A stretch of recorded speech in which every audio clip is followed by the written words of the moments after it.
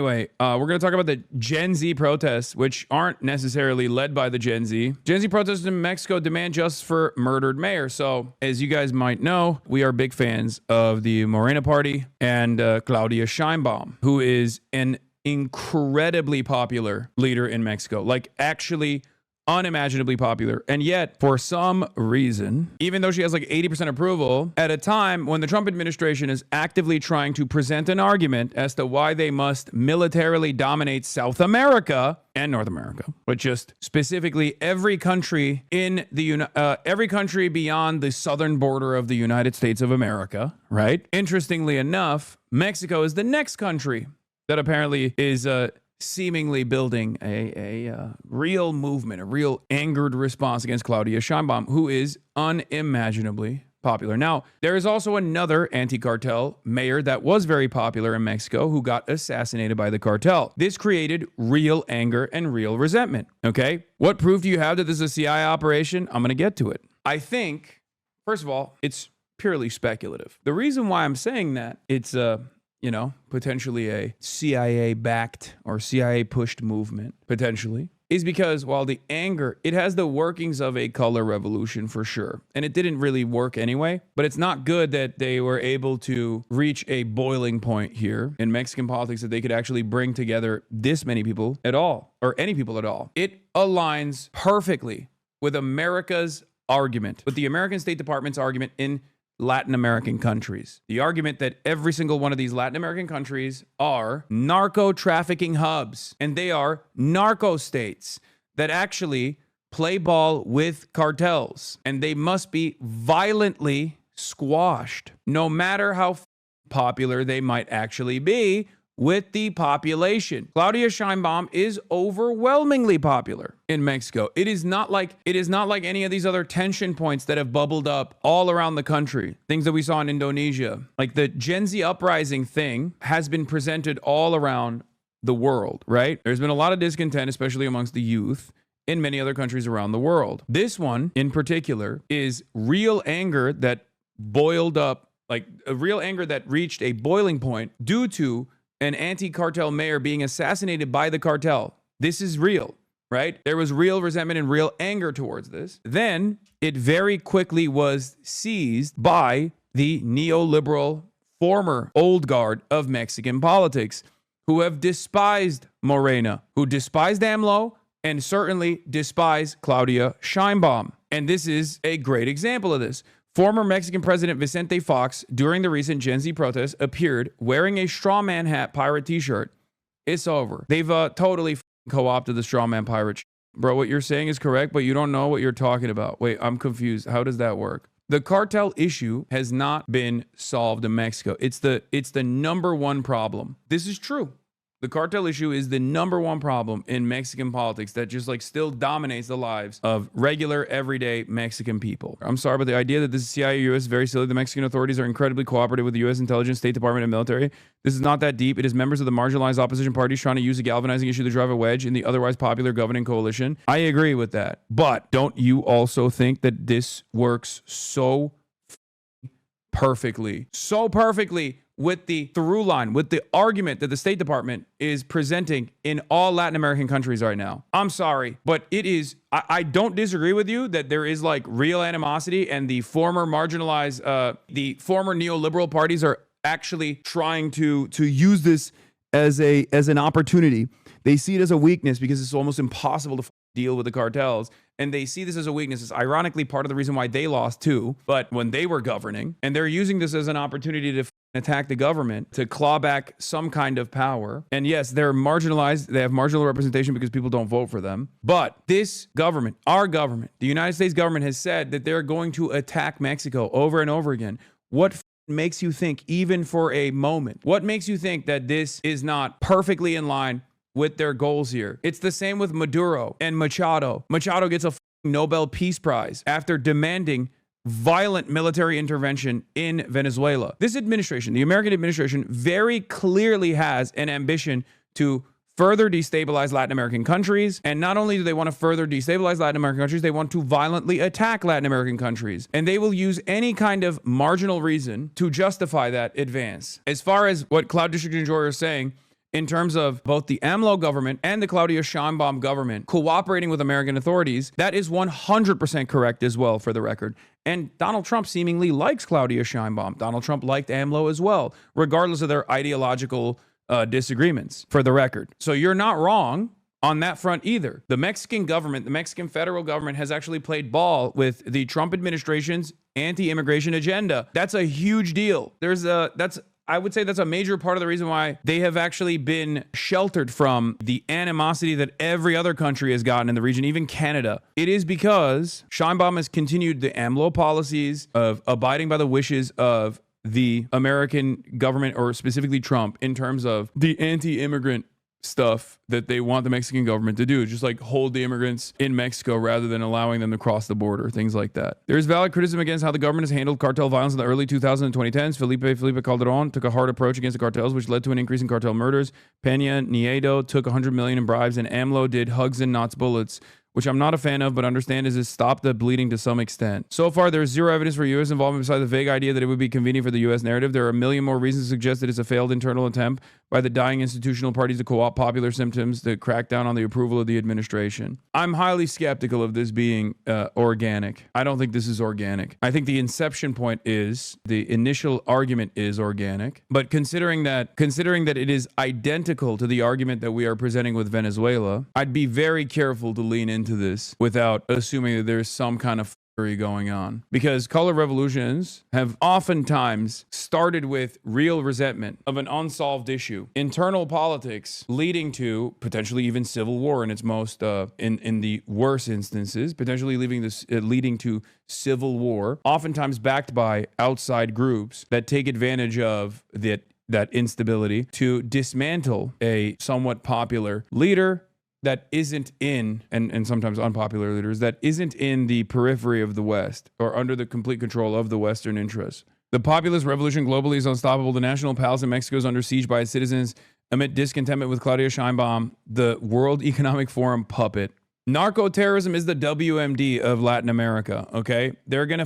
I think the American government is going to keep doing this, like, oh, these guys are narco states. These guys are narco states. They're led by the cartel. Yeah, they stoke internal division for external interests. And there are always willing participants, like the marginal opposition flank. Yeah, discontent about cartel violence is real, but the right has co-opted this to push their agenda against Morena. U.S. is not happy that Mexico might join BRICS. I don't know. I mean, I think Mexico has been doing fairly well and is like getting closer to China, and I think that's part of the resentment. Mexico is one, though, yes. But even in instances where it's not a narco state like Venezuela, they're still using it. And in Mexico, it's too much of a behemoth to actually tackle. I don't think Mexico is joining BRICS, but they are close to China. It does make me sad to see the straw hat being used like this. If in your march there appear Nazi, Zionist, anti-Semitic, colonizing, sellout, misogynistic, and partisan speeches, and no one confronts them or removes them, it's not a slip-up, it's a stance. Simple. Your march is Nazi, Zionist, anti-Semitic, colonizing, sellout, misogynistic, and partisan. The rest is extractivist propaganda. They tried to blame the young generation to whitewash their responsibility, and it didn't work out for them. President Sheinbaum exposed the right-wing operation, 90 million pesos spent in 2 months to inflate tomorrow's protests using Argentinian and Spanish accounts linked to Atlas Network, infamous for targeting sovereign governments in the region on behalf of transnational corporations. This is an inorganic call funded by the international right. The expert explained at the Daily People's Conference. Greg Grandin was on Chapo last week talking about their new Monroe Doctrine, wherein Trump guys have their guys in LA, in Latin America like Milei and incoming Chile to lock down parts of South America, but for the rest that is facing a real pink tide / light revolution after decades of imperial conquest, they need to be crushed. Yes. This is AstroTurf, but likely not by the CIA, is that Gen Z protest is somehow entirely people over 45. It's being AstroTurf by the right-wing parties, and particularly billionaire media mogul Ricardo Salinas Pliego. There was a smaller Gen Z protest plan, but this took over and the original organizers backed out. Yeah, except those are people who are aligned with the American government and their interests. They are aligned with the interests of capital. That's my point. And they try to do this against an unimaginably popular candidate. Mexico's doing too good. So they need a little bit of that classic instability. But yeah, it's led by Mexican billionaire Ricardo Salinas, who was recently forced to pay billions in taxes, now holds a grudge against the government, and he also owns a large media empire. Part of the reason why AMLO directly went straight to broadcast on YouTube, just like Claudia Sheinbaum is doing, is literally because in many Latin American countries, The media is entirely controlled by billionaires who fucking despise even modest social democratic gains for the overall population. They want to counter those assholes. That's the reason why they go straight to the audience. That was part of the reason why AMLO was able to maintain a level of success for his agenda. That is part of the reason why Claudia Sheinbaum has continued to be successful beyond the expansions of the welfare state. You have to understand. Now, luckily, this wasn't very successful, but it's just like annoying that it's happening to begin with. Along with the barriers outside the home of the president. Police used tear gas by the National Palace in Mexico City. And what started as a demonstration against government corruption in a country dominated by drug cartels has become explosive. Thousands gathered across the capital, supposedly organised by Gen Z youth groups, and the finger being pointed at those in charge, blaming the government for general insecurity across the nation. Is Claudia playing ball on immigration out of fear or tariffs? Is that the source of the real animosity, like the mayor's assassination is the catalyst? But where does the real animosity stem from? Is Claudia not doing enough against the cartels? I think it's virtually impossible for Mexico to successfully dismantle the cartels. And I don't know how they would ever actually successfully dismantle the cartel power in the country. I think America has done so much to turn Mexico into what it is right now that it is, I don't know. I don't know if there's any way that you could actually do it. I mean, people have tried, but as long as America is right there, creating an incredible market for drugs and is always ready to give the best and newest weapons in exchange for said drugs, as long as America continues its war on drugs attitude, which seems to have only escalated with the Venezuela stuff, I don't think you can actually successfully dismantle the cartel structure. At most, you could probably turn it into like the Yakuza in Japan, if that makes sense. Do you understand what I mean? Like, you can basically normalize them, allow them to have like regular professional businesses and coexist alongside the government, I guess. And then eventually they just kind of fizzle out of power. Some of them become actual successful corporations and are straightforward, like private enterprise, whatever. And then others will basically fizzle out of power. But I just don't think that you can actually dismantle the cartels by force. I know it's insane to say. I mean, right off the rip, there's like very few Gen Z people in this supposedly Gen Z protest. I think they're just like trying to bill it as such because they've seen a lot of like organic mobilization that's taken place all around the world that have been billed as Gen Z protests. But yeah, I mean, look at the Gen Z of Mexico. I guess they're old as Can I ask what you think about the nearly 80% approval rate of Sheinbaum? No. They bought that. They don't. That is not true. According to El Financiero, it's about 76%. Yeah, but that is not true. No. She's like, fake news, fake polls, and fake news. Abuela's running around being like, I'm Gen Z. Bueno, si tiene el 80. That's awesome. Well, she's definitely Gen Z. These protesters also love Donald Trump. ¿Dirías Donald Trump, presidente de México, que es Claudia Sheinbaum? Sí, 1000 veces sí. ¿Y qué le parece sobre Donald Trump? Que está haciendo un buen trabajo. ¿Y qué le parece sobre la militarización de los Estados Unidos? Pues que también igual, si estuviera aquí como el país, tampoco no estaría bien. Well, he has good things and other things that we are not. What would you say some of the good things are? Well, Mexico cannot dismantle the power of the cartels as long as they have an unlimited supply of American weapons flowing in from the north, but cutting ties with cartel-linked officials would certainly help, and I would like to see Morena do so. Viva Mexico. Yeah, I mean, that's what I said. Takes the life. I mean, the newborn, okay? Abortion. He's against abortion, okay? De Donald Trump. A mí me parece un buen presidente.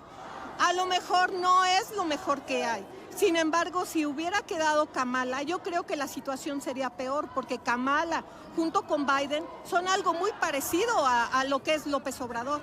Y por eso se permitieron muchas cosas en Estados Unidos.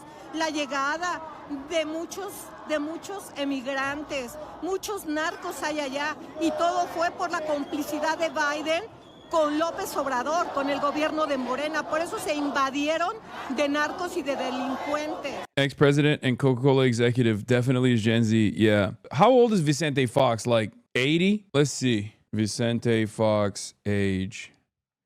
Oh my God, this motherfucker is 83 years old. Are you fucking kidding? Okay, he looks actually pretty good for 83. Let's be real. Straight up. This guy owns a smoke shop franchise now. I guess that keeps you young, brother, because God damn.